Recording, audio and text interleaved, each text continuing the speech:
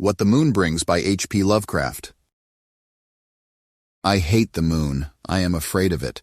For when it shines on certain scenes familiar and loved, it sometimes makes them unfamiliar and hideous. It was in the spectral summer when the moon shone down on the old garden where I wandered. The spectral summer of narcotic flowers and humid seas of foliage that bring wild and many-colored dreams. And as I walked by the shallow crystal stream, I saw unwanted ripples tipped with yellow light, as if those placid waters were drawn on in resistless currents to strange oceans that are not in the world. Silent and sparkling, bright and baleful, those moon-cursed waters hurried I knew not whither, whilst from the embowered banks white lotos blossoms fluttered one by one in the opiate night wind, and dropped despairingly into the stream, swirling away horribly under the arched carven bridge, and staring back with the sinister resignation of calm, dead faces. And as I ran along the shore, crushing sleeping flowers with heedless feet, and maddened ever by the fear of unknown things and the lure of the dead faces, I saw that the garden had no end under that moon, for where by day the walls were, there stretched now only new vistas of trees and paths, flowers and shrubs, stone idols and pagodas, and bendings of the yellow-litten stream past grassy banks and under grotesque bridges of marble. And the lips of the dead lotos faces whispered sadly, and bade me follow, nor did I cease my steps till the stream became a river, and joined amidst marshes of swaying reeds and beaches of gleaming sand the shore of a vast and nameless sea. Upon that sea the hateful moon shone, and over its unvocal waves weird perfumes brooded.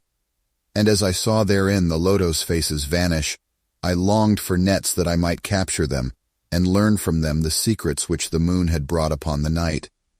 But when the moon went over to the west and the still tide ebbed from the sullen shore, I saw in that light old spires that the waves almost uncovered, and white columns gay with festoons of green seaweed. And knowing that to this sunken place all the dead had come, I trembled and did not wish again to speak with the lotos faces.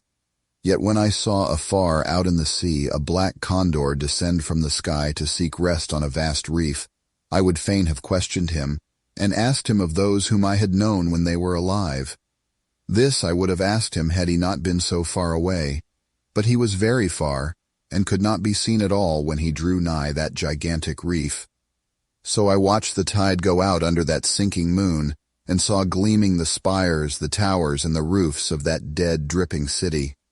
And as I watched, my nostrils tried to close against the perfume-conquering stench of the world's dead. For truly in this unplaced and forgotten spot had all the flesh of the churchyards gathered for puffy sea worms to gnaw and glut upon. Over those horrors the evil moon now hung very low, but the puffy worms of the sea need no moon to feed by. And as I watched the ripples that told of the writhing of worms beneath, I felt a new chill from afar out, whither the condor had flown, as if my flesh had caught a horror before my eyes had seen it. Nor had my flesh trembled without cause, for when I raised my eyes I saw that the waters had ebbed very low, showing much of the vast reef whose rim I had seen before. And when I saw that this reef was but the black basalt crown of a shocking icon, whose monstrous forehead now shone in the dim moonlight, and whose vile hooves must paw the hellish ooze miles below, I shrieked and shrieked lest the hidden face rise above the waters, and lest the hidden eyes look at me after the slinking away of that leering and treacherous yellow moon. And to escape this relentless thing, I plunged gladly and unhesitatingly into the stinking shallows, where amidst weedy walls and sunken streets, fat sea worms feast upon the world's dead.